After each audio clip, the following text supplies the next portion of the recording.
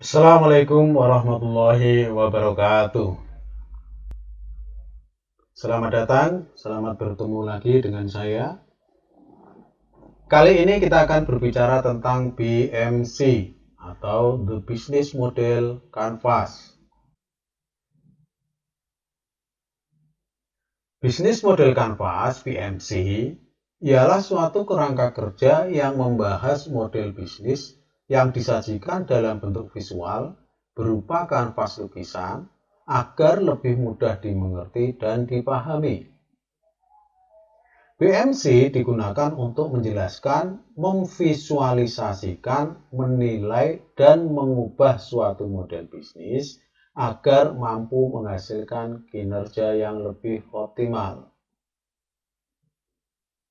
Dengan BMC, kita akan mendapatkan elemen-elemen dalam setiap kegiatan yang bisa digunakan sebagai landasan dalam melakukan kegiatan bisnis. Oleh karena itu, BMC bisa digunakan untuk berbagai tipe organisasi. BMC juga bisa digunakan dalam berbagai situasi. Misalnya, BMC digunakan ketika kita membuat perencanaan bisnis.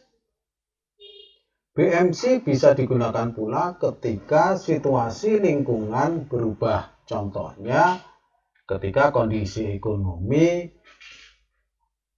dalam kondisi yang luar biasa, atau merubah model bisnis ketika terjadi krisis, atau kegiatan yang lainnya, situasi yang lainnya yang tidak normal. Sehingga BMC sangat tepat digunakan untuk panduan dalam membuat model bisnis.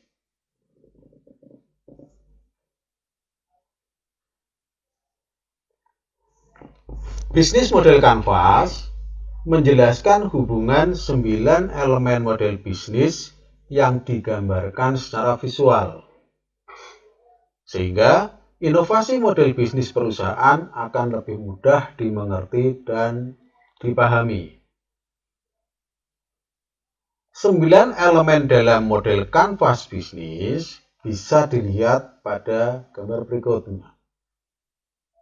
Di sini terlihat ada 9 blok model bisnis.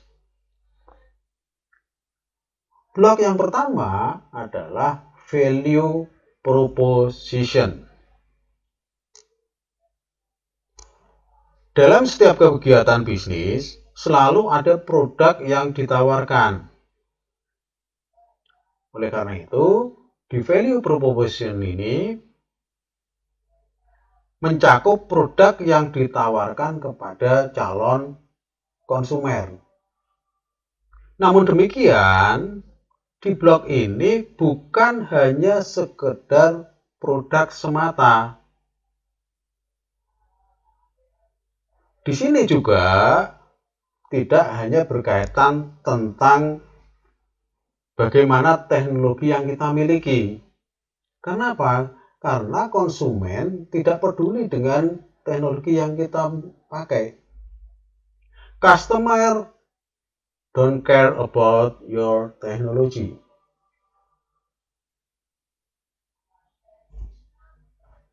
Di blok value proposition, ini lebih banyak berkaitan dengan bagaimana memecahkan kebutuhan atau memecahkan permasalahan yang dihadapi oleh konsumen kita. Sekaligus bagaimana memuaskan kebutuhan mereka. Sehingga value proposition berkaitan dengan produk yang didasarkan pada kebutuhan dan permasalahan yang dihadapi oleh konsumen dan harus dipuaskan. Oleh karena itu, berkaitan dengan blok yang berikutnya, siapa konsumennya atau pelanggan kita. Di blok kedua ini,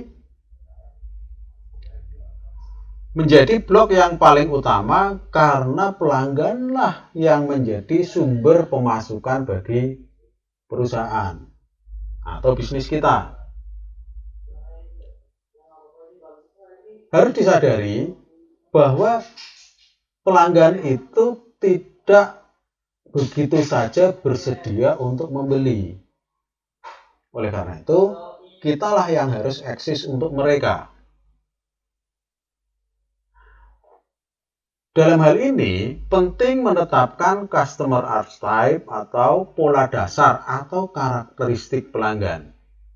Siapa dan mengapa mereka mau membeli apa yang kita tawarkan. Disinilah kita menentukan segmen pelanggan kita, segmentasi, targeting, positioning.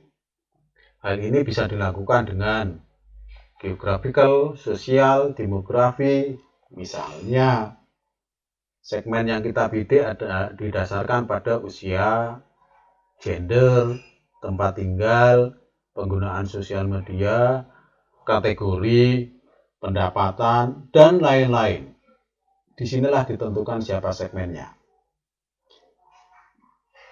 Ketika sudah ditentukan segmennya, langkah berikutnya adalah menentukan channel. Channel merupakan sarana untuk menyampaikan nilai atau manfaat dari produk kepada customer segmen.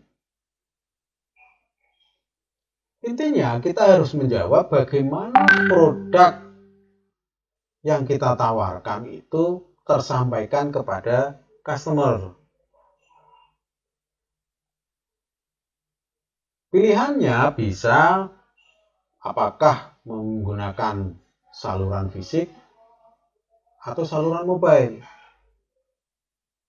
Di sini juga bisa dipertimbangkan tentang modelnya apakah B2C, business to customer, business to consumer, atau B2B, business to business.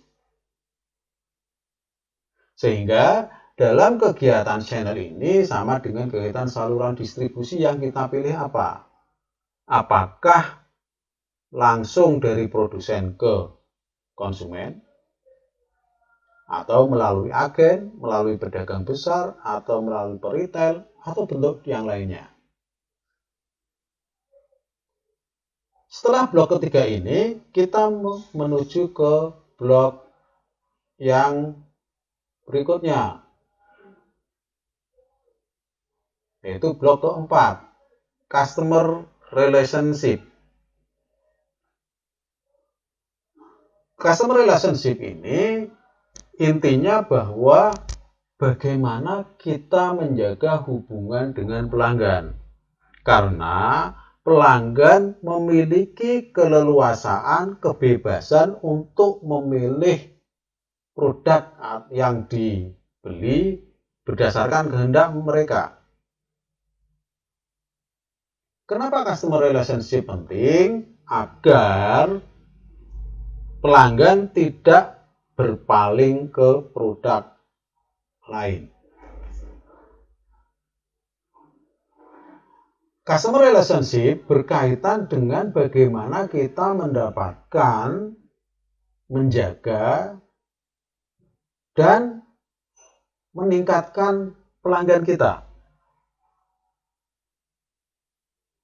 Dalam hal ini, customer relationship bisa dilakukan dengan program loyalitas atau relationship marketing, yaitu menciptakan nilai untuk tujuan loyalitas.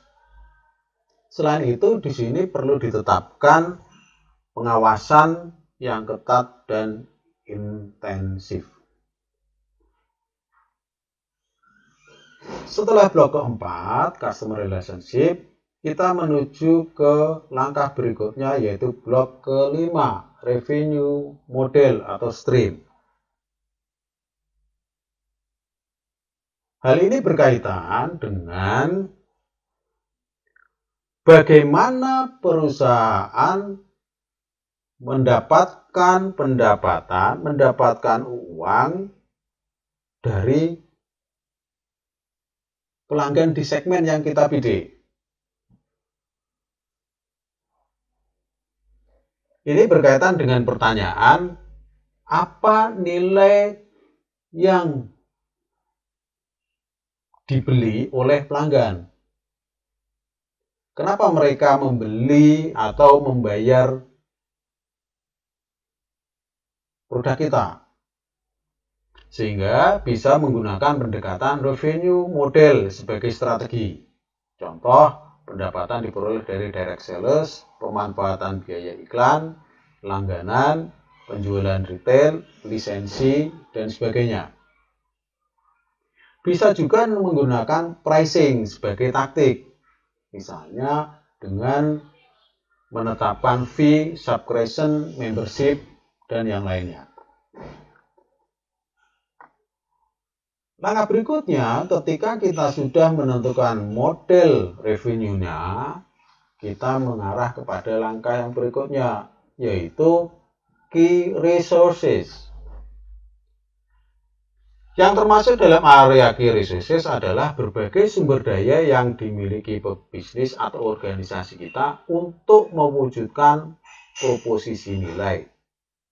Misalnya, manusia, brand, peralatan, dan teknologi. Pertanyaan di sini adalah, what are the most important assets required to make the business model work? Apa sih sebenarnya aset terpenting yang kita miliki? Bisa berupa finance, misalnya raising money, line of credit. Bisa berupa physical, manufacturing, machine, vehicles. Bisa berupa intelektual, patent, people atau SDM. Bisa juga human, orangnya. Misalnya software engineer, scientist, operator, sales, dan seterusnya. Ketika kita sudah mendapatkan key resource yang ada di organisasi kita, yang berikutnya beralih kepada key partner. Penting menentukan key partner karena apa? Key partner berisi pihak-pihak yang menjadi penentu terhadap jalannya bisnis kita. Key partner inilah yang mempengaruhi sukses tidaknya suatu bisnis. Karena bisnis yang baik itu tidak hanya mampu menjalin hubungan dengan pelanggan saja, tetapi juga dengan pihak yang bersangkutan seperti pemasok atau tim pemasaran dan yang lainnya. Pertanyaan yang muncul di sini adalah, siapakah sebenarnya mitra dan pemasok utama yang dibutuhkan agar model bisnis kita berhasil? Sumber daya utama yang diperoleh dari mereka berupa apa? Aktivitas utama yang dilakukan apa? Misalnya, bisa dilakukan dengan aliansi strategis, bergabung dengan usaha, franchise, kompetisi, kolaborasi, dan lain-lain, sehingga kita perlu partner. Setelah blok ke-7 ini, langkah berikutnya adalah ke blok ke-8, yaitu key activities. Key activities mencakup segala aktivitas yang harus dilakukan oleh seorang pelaku bisnis untuk menghasilkan produk atau layanan yang baik dan memuaskan. Yang termasuk dalam lingkup ini misalnya branding, packaging, pasaran internet, dan lainnya. Key activities ini sebenarnya berkaitan dengan apa saja sih aktivitas terpenting yang harus dilakukan oleh perusahaan. Misalnya, apakah itu berupa kegiatan produksi, seperti pengolahan, perakitan, pembuatan, atau problem solving, misalnya konsultan, engineering, financing, atau supply chain management, misalnya transportasi, distribusi, dan yang lainnya. Nah, di blok ke-8 key activities nanti diakhiri dengan blok yang ke-9, tahap ke-9, yaitu menentukan cost structure. Di sini dibahas tentang biaya-biaya apa saja yang harus dikeluarkan untuk membentuk, memproduksi, atau memasarkan produk atau layanan bisnis yang kita miliki, agar menjadi lebih efisien, hemat, dan meminimalkan risiko.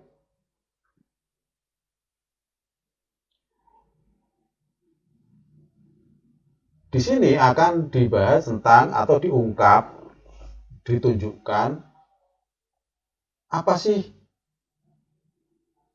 yang terpenting, apa sih biaya-biaya yang termahal yang ada di organisasi. Sehingga pertanyaan untuk mendapatkan jawaban di sini bisa menggunakan pertanyaan, berapa biaya untuk mengoperasionalkan model bisnis? Apa yang paling penting? Sumber daya apa yang paling mahal? Kegiatan utama apa yang paling mahal? Di sini disebutkan. Nah, demikianlah alur dari bisnis model Canvas. Ada 9 elemen.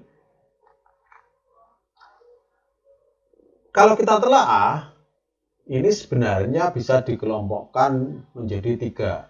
Value proposition itu bisa mengarah ke 2 elemen karena berkaitan dengan 2. Yang di sebelah kanan, seperti yang kita tunjukkan di sini, di sebelah kanan itu berkaitan dengan desirability atau keinginan atau harapan dari organisasi model bisnis kita.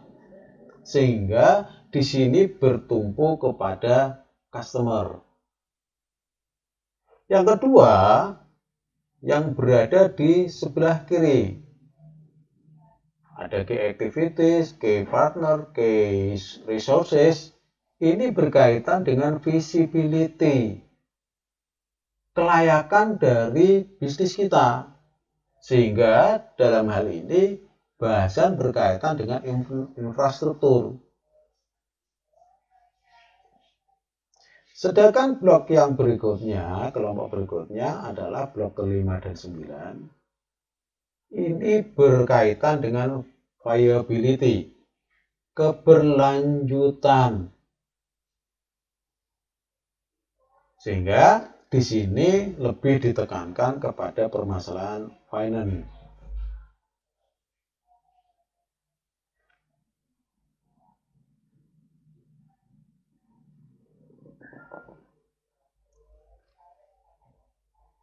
Mari kita lihat kembali.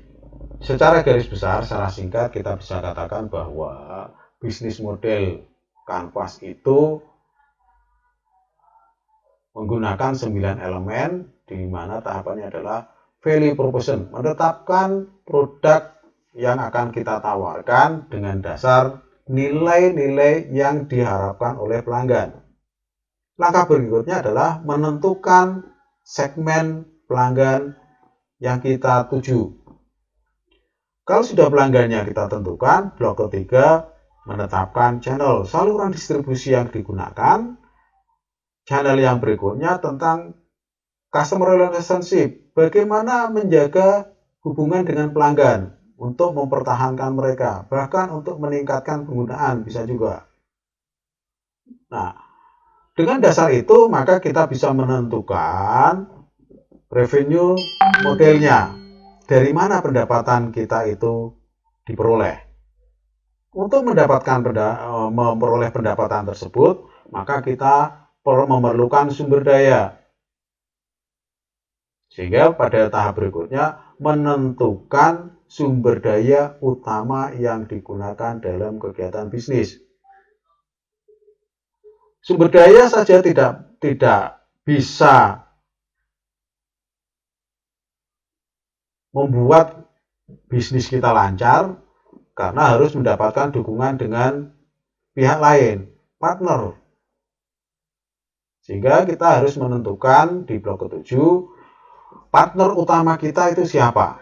Karena merekalah yang akan memasok sumber daya atau yang lainnya.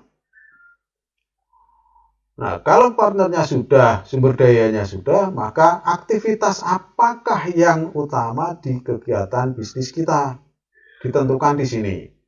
Nah, di elemen atau blok ke-678 ini urutannya tidak harus 678, tetapi bisa juga ditentukan berdasarkan ke activities dulu, baru partner, baru resource. Karena sebenarnya ini saling berkaitan.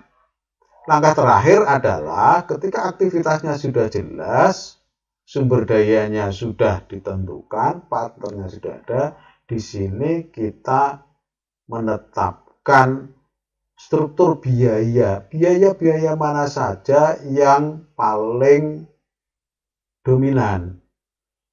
Itulah langkah dalam BMC.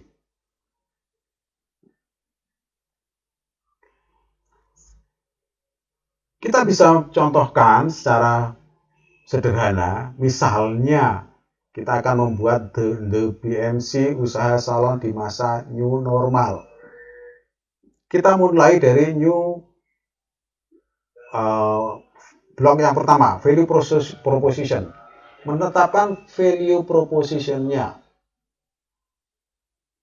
Karena judulnya the BMC usaha salon di masa new normal, maka kita harus sesuaikan situasinya. Meskipun new normal ada berbagai macam batasan karena kondisi pandemi misalnya, tetap aja ada kebutuhan dari masyarakat akan perawatan diri. Kalau dulu mungkin orang melakukan perawatan diri datang ke salon kita. Tetapi karena ada batasan-batasan, perawatan diri toh perlu, sehingga kalau dulu kita tidak pernah menawarkan produknya, mungkin kita bisa juga mengambil produk bahwa mereka memerlukan perawatan diri, mereka memerlukan produk perawatan. Nah, ini diperlukan juga muncul produk perawatan karena apa? Ada batasan jaga jarak, keamanan. Kalau di masa pandemi mungkin kita tidak bisa melakukan perawatan langsung, tapi kita bisa menjual produknya. Nah, di situ juga perlu performan. Konsumen butuh kualitas. Sehingga kita tentukan aja bahwa yang value proposition-nya itu tentang kelima hal ini, sehingga produk yang kita tawarkan adalah perawatan diri dan produk perawatan untuk salon. Yang berikutnya, untuk siapa? Maka masuk ke customer segment. Misalnya kita bisa mengambil segmen ibu dan remaja wanita, golongan sosial menengah misalnya. Dengan kondisi yang seperti itu, maka kita bisa menentukan yang berikutnya, yaitu channel, saluran distribusinya. Untuk produk mungkin tidak perlu kita memiliki gerai, kita cukup dengan online. Atau karena sudah new normal, maka yang perawatan diri yang tadinya harus ke salon, karena ada batasan jaga jarak, keamanan, dan sebagainya, kita akan melakukan pelayanan yang langsung ke rumah. Saluran distribusinya bukan mereka datang ke kita, tapi kita mendatangi konsumen. Kalau channelnya sudah ditetapkan, maka kita yang berikutnya adalah bagaimana kita menetapkan customer relationship. Menjaga hubungan dengan pelanggan, misalnya dengan aktif melakukan follow up, personal assistant, melakukan respon dengan cepat, memanfaatkan sosial media, ada WA group dan sebagainya. Nah, dari situlah kita akan menetapkan pada blok berikutnya, apa revenue modelnya. Kita mendapatkan atau menghasilkan pendapatan itu dari mana? Misalnya kita mendapatkannya dari servis atau layanan perawatan yang langsung datang ke rumah. Bisa juga dengan potongan harga, manfaatkan itu. Atau dengan penjualan produk, misalnya. Kalau kita sudah menetapkan bahwa kita akan memperoleh keuntungan itu dari mana, maka kita mempertimbangkan apa sumber daya terpentingnya. Karena berupa perawatan diri dan produk perawatan, maka sumber daya utamanya adalah customer list. Minimal itu dulu. Pelanggan yang kita miliki itu menjadi sumber daya. Konsumen adalah sumber daya. Yang kedua, karena berupa pelayanan, maka SDM yang berkualitas menjadi kuncinya. Terus sumber daya yang berikutnya adalah ya produk perawatan itu sendiri. Nah, untuk mendapatkan sumber daya itu, maka kita memerlukan partner. Sehingga key partnernya itu ya SDM, pegawainya. Terus karena dilakukan secara online, pelayanan penjualan produk tidak harus ke gerai, kita kirim, maka mungkin pemesanan dan pengiriman memanfaatkan ojol atau dalam bentuk pemesanan dengan media online. Terus karena kita juga memerlukan sumber daya berupa produk perawatan, maka kita berkepentingan dengan supplier produk, khususnya produk perawatan. Nah, dengan melihat itu, maka apa yang menjadi key activities-nya?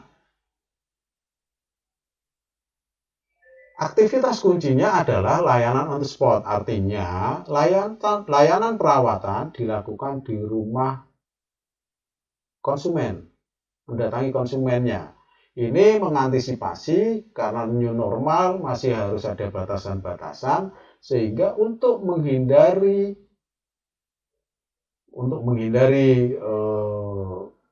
kemungkinan yang tidak diinginkan, maka dilakukan kepada konsumen, sehingga konsumen tidak berkumpul di salon kita.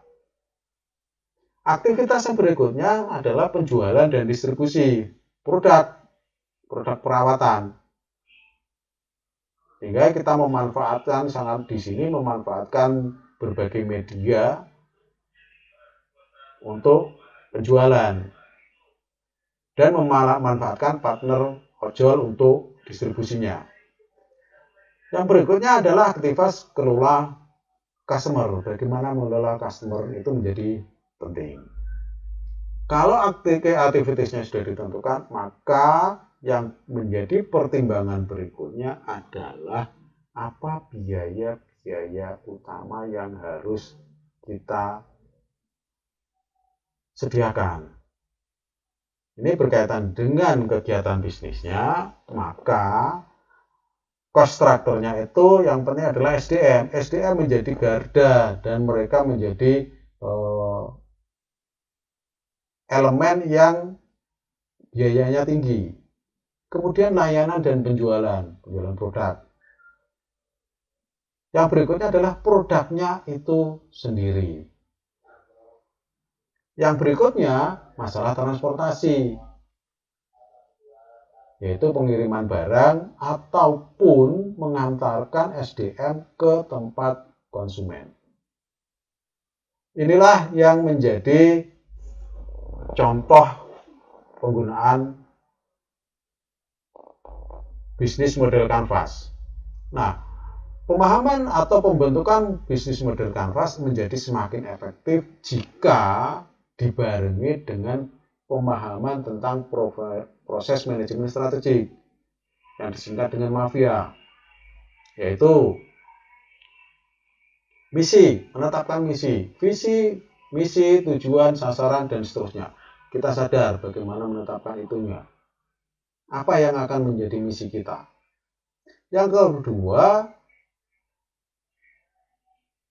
dalam melakukan analisis. Banyak analisis yang bisa dipakai, misalnya alih-alih analisis lingkungan internal, lingkungan eksternal, IPAS-EVAS, Potter, SWOT analisis, atau SWOT analisis. Kalau SWOT analisis kita ada elemen yang negatif, kelemahan dan ancaman, kita mungkin dalam kondisi yang krisis atau luar biasa, kita bisa menggunakan SWOT analisis karena ini lebih bersifat positif. Yang dipakai adalah hal-hal yang positif saja. Bahasan tentang SWOT analisis nanti akan dibuatkan video tersendiri. Yang berikutnya yang perlu dimiliki atau diketahui adalah tentang formulasi. Untuk memformulasikan strateginya, kita bisa menggunakan berbagai macam pendekatan. Apakah grand strategi metrik, matrik IE, BCG, strategi adaptif, strategi Abel, generic Porter, 7S Devaney, BOS atau Blue Ocean strategi, GSPM, dan sebagainya. Langkah berikutnya adalah implementasi. Kita bisa menggunakan pendekatan 7S dari McKinsey. Yang terakhir, segala kegiatan perlu adanya audit. Pendekatannya bisa menggunakan balance scorecard atau Malcolm Bladride. Dengan tambahan pemahaman tentang proses manajemen strategik, maka BMC akan lebih kuat, akan lebih bisa dijadikan sebagai landasan dalam kegiatan bisnis. Mungkin itu aja yang bisa saya sampaikan untuk saat ini. Terima kasih. Mudah-mudahan bermanfaat untuk kita semua. Saya akhiri sampai di sini.